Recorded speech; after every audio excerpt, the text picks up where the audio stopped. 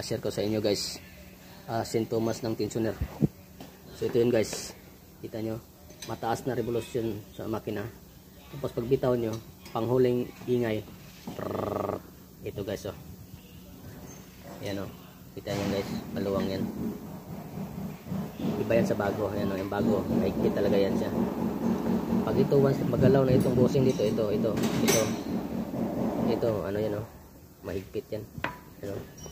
Pag ito magalaw, sumasabay ito sa ikot, ano yung lab na nito ay brrrt, ganun.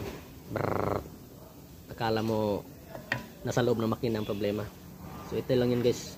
Yan, yung mga klaseng type na tensioner, kita nyo yan. Yan o, pag maalog na yan, siyempre ito gagalaw-galaw yan. Igaya itong bago, o yan o, yung matigas pa talaga siya, matigas yung galawin nyo. Ito okay pa naman ang ano nito, itong bearing niya dito, wala tayong problema. So pati ito ano niya, yan o, release niya, walang problema. Ito walang problema din yan. So problema lang talaga ito dito yan. So dapat palitan na para mawala yung ingay na brrrr. Alright TV, laki natin wall, oh yeah.